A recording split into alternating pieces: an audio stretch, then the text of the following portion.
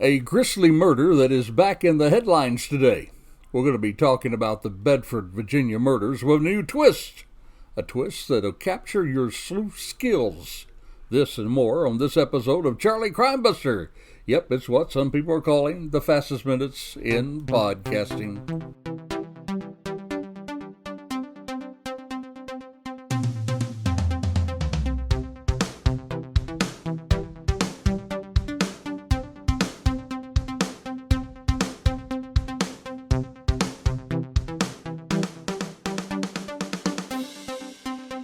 The views and opinions expressed in this podcast are solely those of the individuals interviewed and participating in this show, and do not represent those of Charlie Crimebuster or Peacemaker Network. All individuals described or mentioned in the podcast should be considered innocent until found guilty in a court of law. This podcast contains subject matter such as violence and graphic descriptions, which may not be suitable for all audiences. Listener discretion is advised. Well, hello and welcome to another episode of Charlie Crimebuster. And boy, this is a I'm telling you, it's a whodunit. It's going to be hard for you to determine exactly who was responsible for the murders that we're going to be talking about there in Bedford, Virginia. But first, let me take time to welcome you to the podcast. If you're a new listener or you're a seasoned listener, we want to welcome you. And I always invite you to reach out with a shout out. You can reach me, charliecrimebuster at gmail.com. That's charliecrimebuster at gmail.com. If you'd like to support the program, going over there to peacemakernetwork.com, peacemakernetwork.com. There you can become a badge, B-A-D-G-E supporter for as little as $3 a month. You can help us not only with the podcast, but you can help us help those who run toward danger instead of away from danger. Yes, I'm talking about the first responders. We're talking about the military, and we're talking about those brave men and women of law enforcement. So, if you'd like to be a part of that, go to peacemakernetwork.com. At any time you'd like to get caught up on Charlie shows, or you'd like to see all the podcasts we have out there, and we have a ton of them out there, just going over to charliecrimebuster.com. charliecrimebuster.com. Hit on episodes or Charlie shows, and you will find a whole host of podcasts there for your convenience. By the way, we're going to make it even more convenient for you. We're going to put all those links in the show notes. All you got to do is just click on it, and you will be right there. So there was a grisly murder, and we're going to be talking about that and a whole lot more on today's program.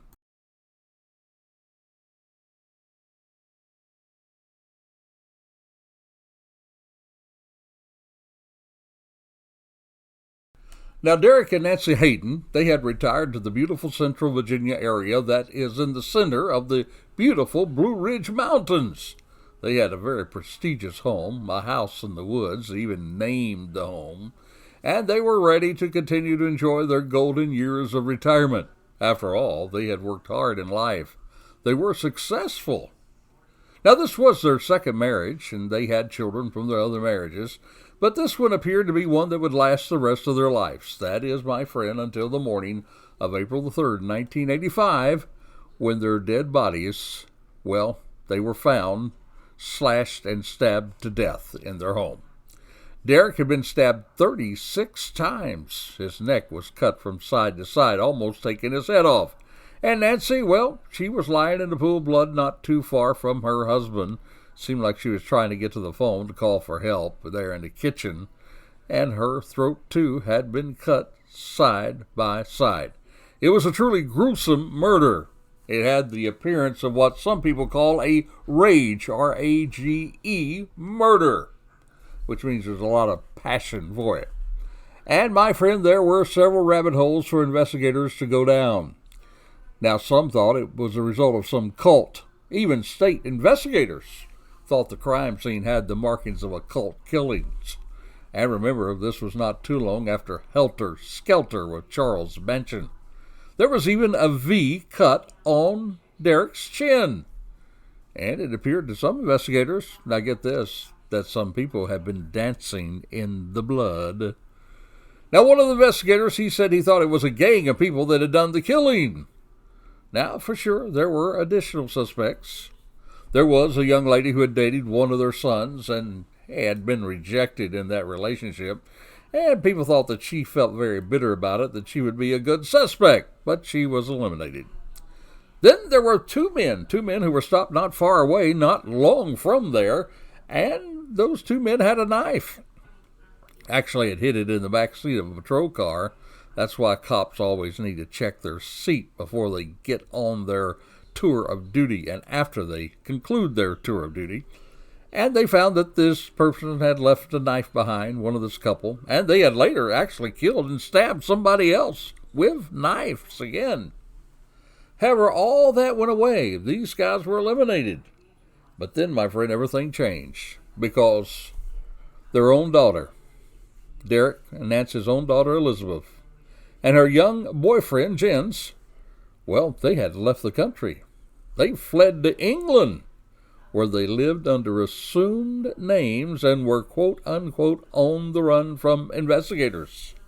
They were on the run. The investigator kind of zeroed in on them several months after the murders, and so they took off. But on April 30th of 1986, well, Soring and Haysom, they were arrested for fraud after writing over $5,000 in fake checks.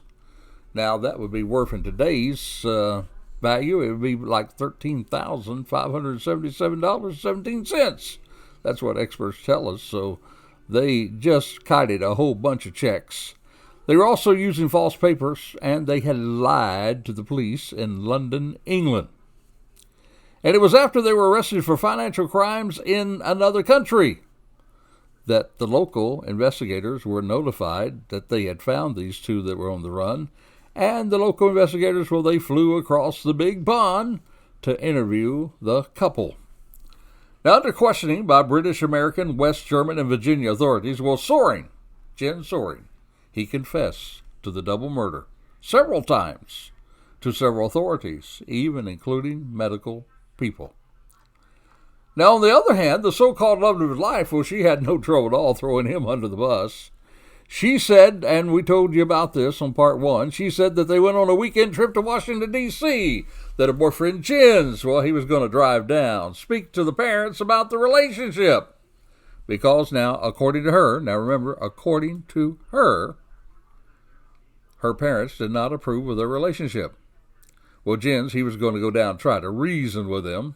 That's again according to her. But while he was down there, something went wrong. He got angry, ended up killing both of them. He actually returned back to Washington, D.C., she said, wrapped in a sheet, a bloody sheet. Remember that. That's something important on down the line as we continue this series. And that was her story, and she was sticking to it. So now she's expedited back to Virginia, goes to trial, is proven guilty of accessory after the fact, and she gets like 90 years in the pen. Now, on the other hand, Jens, he fights expedition. He's only expedited later after Virginia takes the death penalty off the table. And it was his time to tell his story, and we're going to hear about his story. Going to hear about that and what is happening at that time. But now, it is time for us to take a little break for some of the dark, terrible things we talk about and tell you about Charlie Crimebuster's Crazy Crook of the Week. It's our way of kind of lightening the load. Now, by now, you have heard over and over again about something that some people do when they look up things on the internet, and it's kind of fun. You just look up Florida man, and you'll see all kinds of ridiculous things that Florida men do. But this one, my friend, is not a Florida man. It is a Florida woman who is our Crazy Crook of the Week. A Florida woman with 2 outstanding arrest warrants. Well, she was busted after calling the cops. Now, let me start right there. If you have 2 outstanding warrants, why would you call the cops to make a minor complaint? But wait a minute, it gets even crazier. Because this woman who called the cops, even though she had not one, but 2 outstanding warrants, well, she called the police to complain that someone, wait for it now, wait for it, she called to complain that someone stole her marijuana. That's right. Wait again. That marijuana, well, it was worth as little as $5.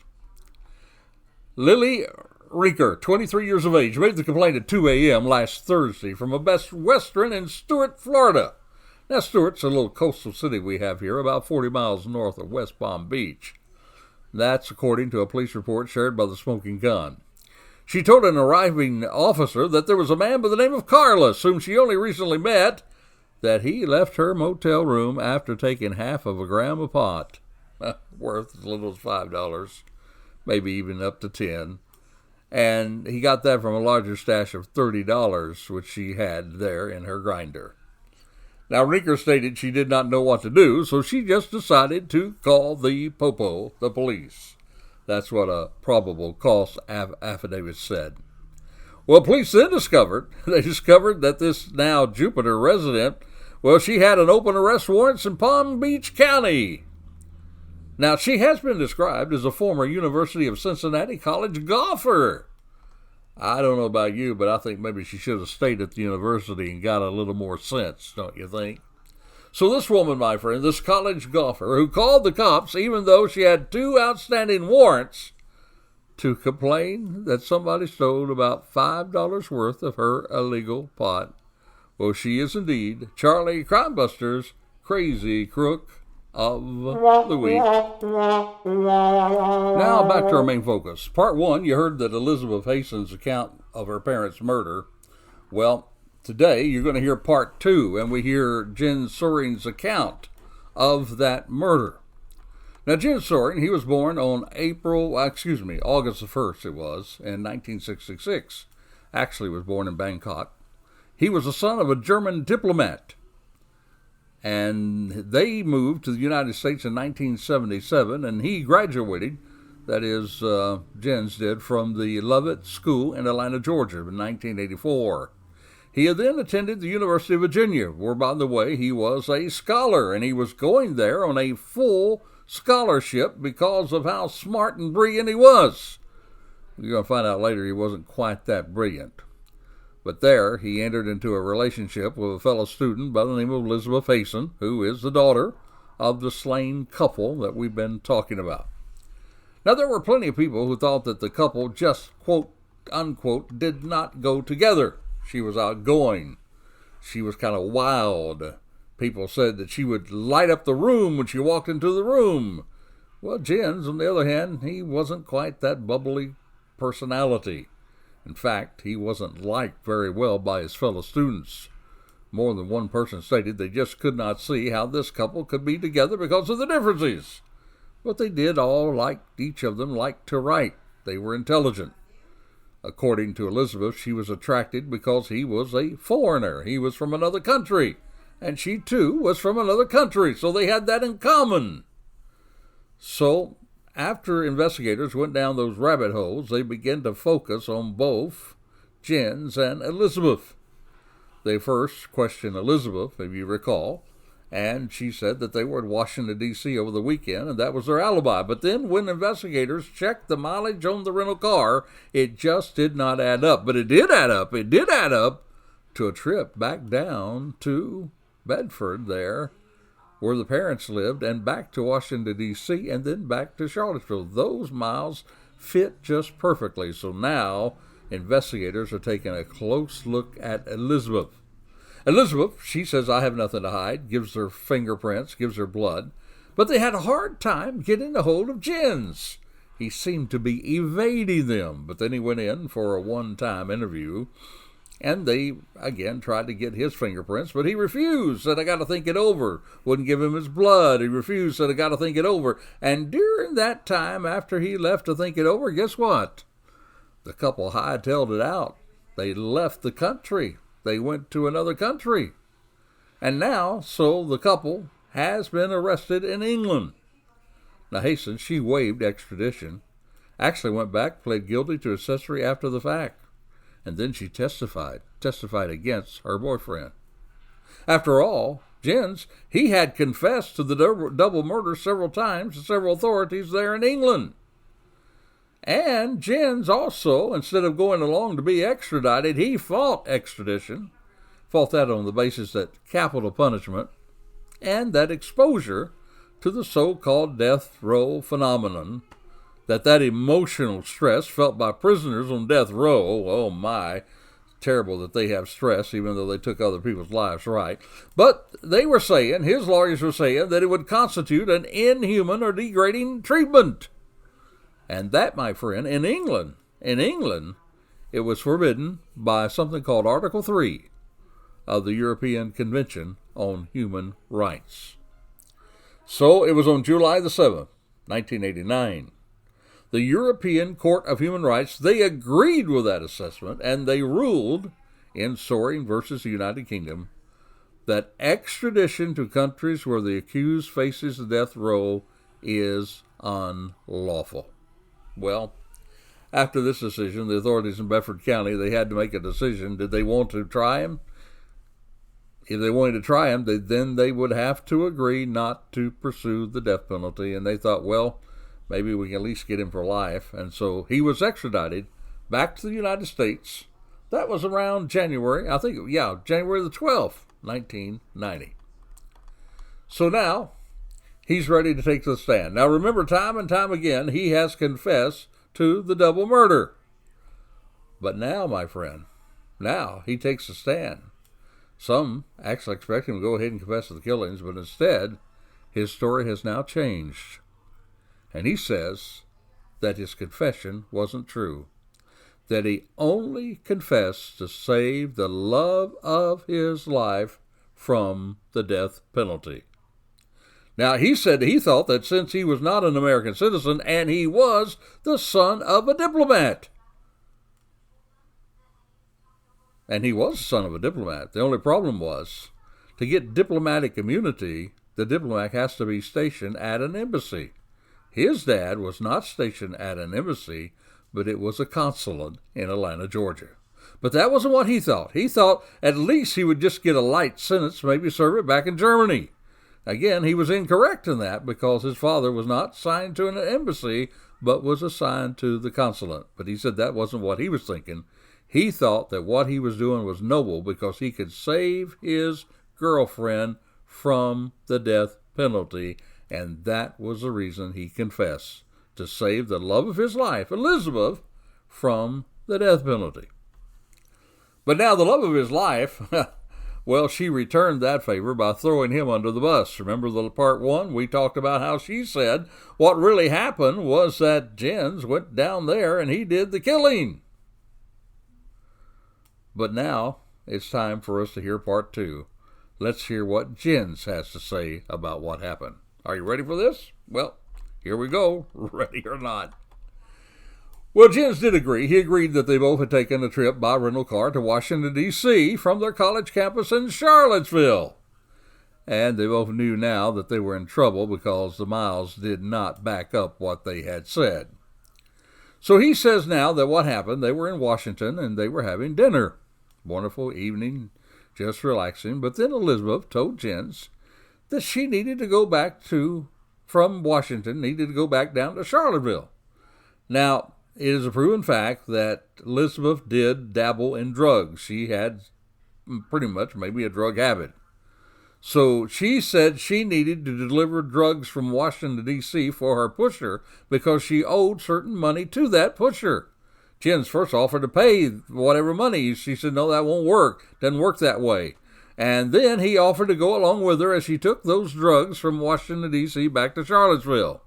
But she said, you cannot, because she said, face it, you don't look like somebody who deals in drugs. You look more like an undercover cop, perhaps she said, than someone delivering drugs. Well, my friend, I got to tell you, looking at both of these people, she was probably correct about that.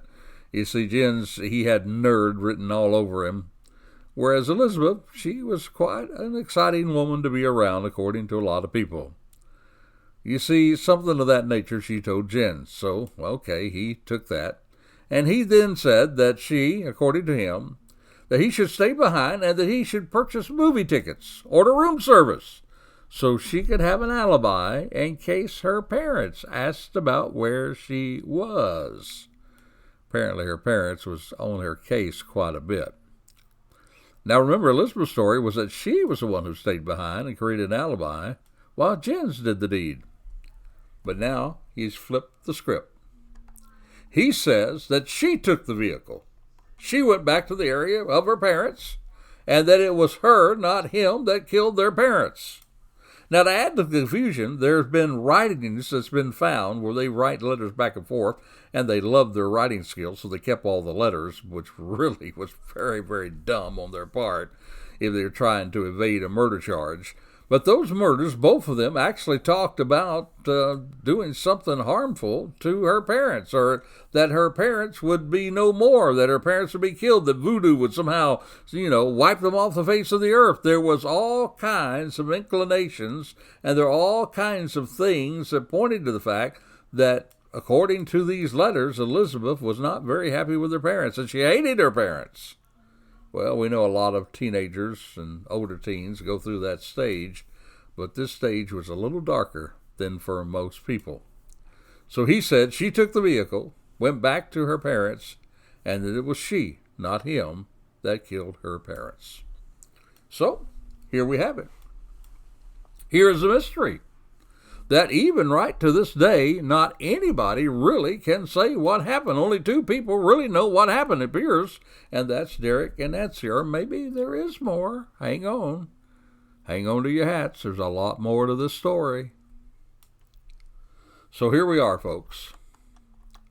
And we have a whole lot of evidence to look at before you decide for yourself who is telling the truth, Jens or Elizabeth. But first, let's take a moment and let's see how the jury saw Jens come across on the witness stand. Let's see what they said about what he said. Now remember, Elizabeth, she's already had her trial. And she told this story that it was Jens that went down there, but that she was a part of it. And so she was actually convicted of accessory after the fact and for orchestrating the 1986 double murder. By the way, she was handed down, now get this, a 90-year sentence. Might surprise you, she did not stay there 90 years. She served 32 years. She was paroled, actually, and is free today. She was paroled on November the 25th, 2019.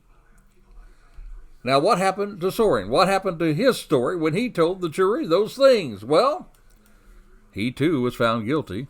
He was sentenced to 2 consecutive life terms. And according to the prosecution, he committed the murders, and he was an accessory before the fact. Now, there have been, I got to tell you, a whole bunch of people, a number of people in high places who have not agreed with the jury verdict, and they have gone to bat for this young man by the name of Jens Soren. According to them, he was wrongfully convicted. You see, my friend, there were 2 major pieces of evidence. Some jurors have actually stated that led them to vote that Jens was the one who committed the murders. First, there was a sock print. And next, there was the fact that somebody had type O blood there at the murder scene. And that type O blood that was left at the murder scene was not the victim's. And, as you know it, Jens Soren, had type O blood. Now remember, this was before DNA, and oftentimes this blood type was used by the prosecution in presenting their so-called evidence in these types of murders. So we got 2 things, a sock print and the fact that he had type O blood. So let's talk about those for just a moment to get the setting for next week's podcast. First of all, regarding the sock print. The prosecution's expert witness, a guy by the name of Robert Hallett. Actually, this guy wasn't an expert on footprints. Wasn't an expert on it at all, but he was the one that they could find that claimed that he was able to match it up perfectly to Soren. But wait a moment, FBI agent, who was actually interviewed back in 2018 by WVTF, well, he dismissed that witness methods. He actually called it a magic trick. Noted that others had even matched the sock to a female in their reports. In fact, I bet none of you out there right now that are listening to me can ever recall someone else being convicted because of a sock print. They're just not reliable, friend. It's not like a fingerprint or a palm print. It's a sock print. You know, you bunch up your sock and see all kinds of things are there. But again, now somebody else said they actually matched that sock to a female. So that one just really did not hold water when you really looked at it under the microscope. But at that day and that time, they didn't look at it under the microscope. They just found somebody who would say that the sock print matched. Next, there was a blood type that was left at the scene. That blood type was O. Even though there are a whole lot of people with type O, I guess the fact that Jens had type O, well, and he was associated with Elizabeth, then that fact really did have many people thinking that he did the deed. However, now, here it is. Hold on again to your hat. In fact, you ought to just take your hat off on this episode because there's so many twists and turns. That was blown out of the water when later DNA testing, couldn't use it back at the time of the murder, but they could use it since then. DNA testing, the type O blood that was left was definitely not, N-O-T, not Jens. It was not his blood that was left there as that type. So these facts, the fact that the two big things that they brought out at the prosecution, the sock print and the O blood, well, the fact that those just do not hold water, that has led a number of people to come to the defense of Jens Soren in this case. Now, there are other people who hold straight to the fact that he was the one who did it. But based on those two pieces of evidence, well, those are not very credible. That's just not credible evidence to send a man to life in prison. Then there was the fact. Now, here's another one of those twists and rabbit holes. The fact that according to some of the experts, there was 2 different male DNA patterns left at the crime scene other than Jens. So now, with the pressure on to get these charges dismissed, or at least a pardon, well, the government instead, and this is odd, the government just agreed to parole both of them, both Jens and Elizabeth, after serving over 30 years of their sentence. So they were paroled. Neither of them announced innocent. They were just paroled. Both of them were paroled on around the same time, with the stipulation that Jens, when he got paroled, he's got to go to Germany, and he's in Germany right now. He's got to stay in Germany. Elizabeth had to go to Canada, where she had her own citizenship. So now we're back to it. Who did this horrible crime? Was it Jens? Was it Elizabeth? Was it someone else? And if it was, why then did Jens and Elizabeth say the other one did it? Now, you might be thinking like I did at first, well, maybe it was both of them. People think that. A lot of people think that. However, think back with me. Both of them stated they stayed behind and created an alibi. My friend, you cannot be at the murder scene if you were somewhere else creating an alibi. And the manager of the motel where they stayed stated that someone did stay behind, ordered room service. Jens had movie tickets from the movie theater to boost whoever stayed behind's alibi. So, in light of that, one of them did not participate in the murder. So which one of them was it? I'm going to let you decide. Next week, we're going to look at the evidence, or lack of evidence, into this murder that might help you decide. And let me forewarn you, it's not as clear as you think. It might be as you think. It's just as clear as pointing the finger one at the other. Nope. Not all that. It's a lot of stuff there you and I got to look at. In the meantime, if you'd like to catch up on the first part, go to charliecrimebuster.com. Click on episodes or the Charlie shows. Again, we'll leave those links in the show notes. Hey, be sure to leave us a good star rating on your podcast platform, whichever one you use. If you enjoy our podcast, give us a good rating. It helps us get the word out about the podcast. So until this time next time, this is your old friend, Charlie Crimebuster, reminding you, be safe, be alert. Yep, for the life you save, it may be your very